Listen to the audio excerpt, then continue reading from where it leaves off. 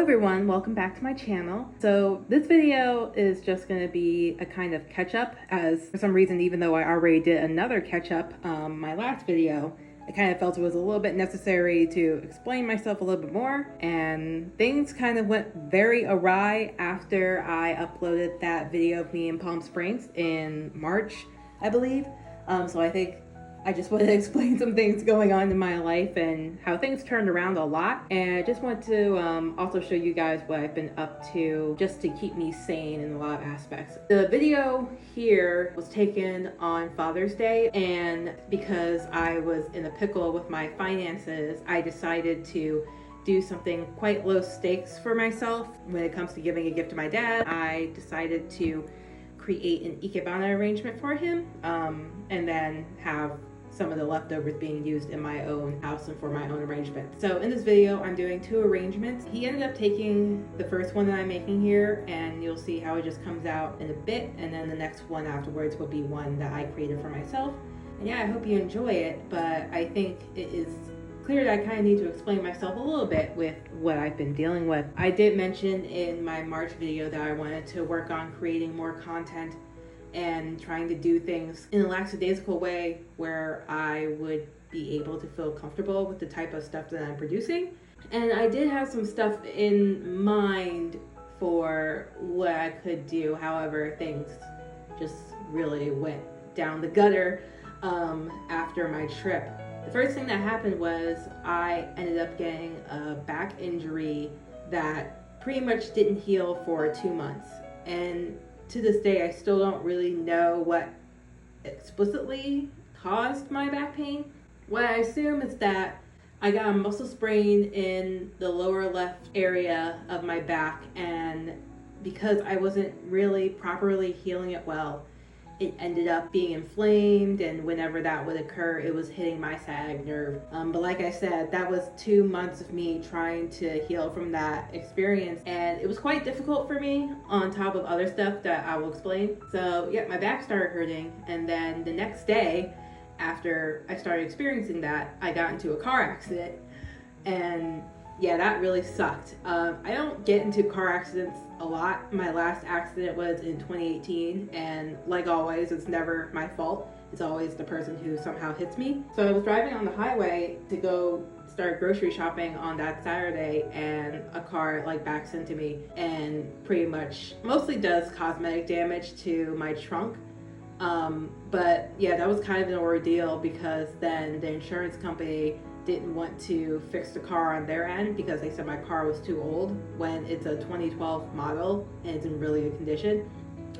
Nevertheless, yeah, so that happened, and then I pretty much didn't have my car for a month and a half because it needed to get fixed. But like I said, it was only cosmetic, nothing really terrible came from that.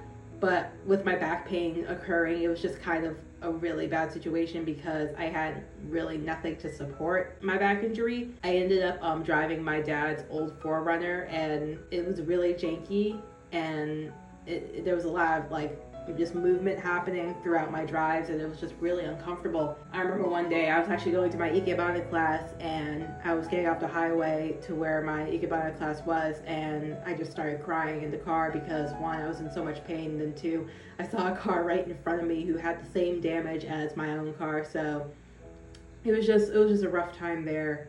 But I was trying to, truck around and make sure that things were going okay for the rest of it.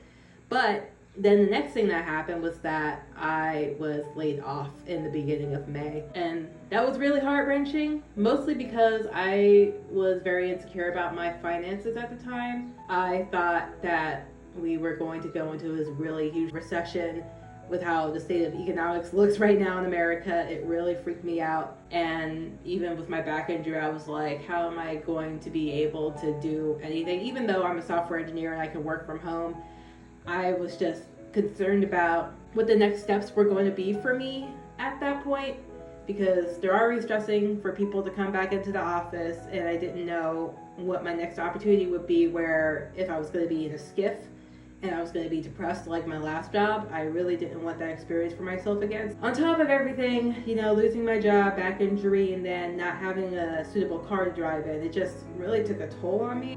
it got to the point where I was just trying to avoid talking to other people and trying to hang out with people at the time because I was just in such a deep pain that I kind of didn't really want to deal with anyone else and like even have their support. I just didn't want them to worry about me so much. But it came to a point where it was like my second time not hanging out with a friend that I was just like, I can't keep trying to, you know, go through these things by myself, and I probably need some help. So I had to reach out to my therapist and be like, yeah, I'm kind of spiraling out here. I was crying like at least once a day about my situation. Like, it was just bad. But luckily things turned around once, you know, I remembered that I can up my dosage of Lexapro. So that really helped at the time. Additionally, what helped is I ended up talking about my situation with my former teammates, and they were just like, oh yeah, here's some help if you need it.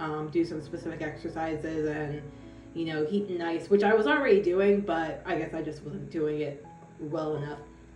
And then additionally, the last thing was just knowing the balance of when to stop moving. It came to a point where I literally had to like lay in my bed with a heating pad on as I was working, and then use like a little IKEA like bed and breakfast type situation to like lift my laptop up at the right moment. So it was quite difficult. Nonetheless, I got through it, and May became a much better experience for me. I ended up finding another job where, like last one, I can work from home. I'm working with people that I've worked with before, and it's been a good experience at this point. I now make more money than I was at my previous job, and I feel really good about that. Back injuries pretty much like healed up now, and my car is back to me, so everything's gotten really well.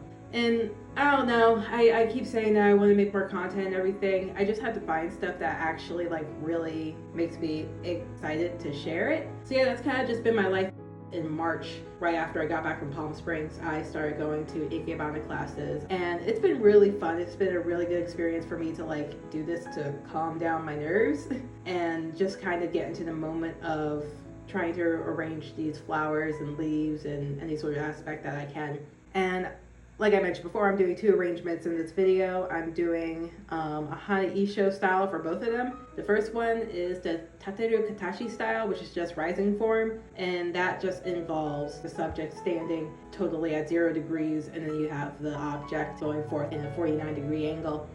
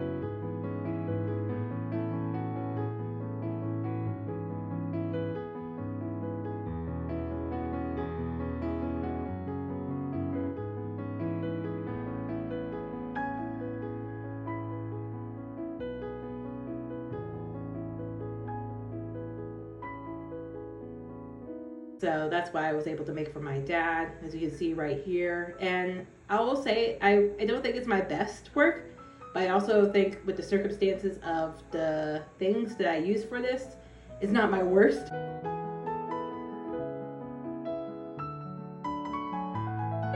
As you can see for the second one, this is the one that's going to be just in my house. This ended up lasting about a week before the peonies really started to look bad here, but I kind of expected that for myself. And what's funny is that for my birthday, I actually got this planter from my friend. One thing, I didn't expect to get any gift, but I really didn't expect to get a planter. So thank you, Denise. I really appreciated that. I'm doing a different variation of this type of Ikebana arrangement. This one's still Hana Isho, like I mentioned, but this one is the inclining form. And what's funny is that I actually kind of screwed up in this video here. I forgot the actual arrangement dynamics. What should be happening is that you should have your subject incline at 60 to 90 degrees, and then you should have your object going forward to you at 45 like the last one. However, I think I got some proportions mixed up and I had to rearrange it off camera. You'll see me eventually realize that, oh, I freaking screwed up. And then I just ended up rearranging it for myself.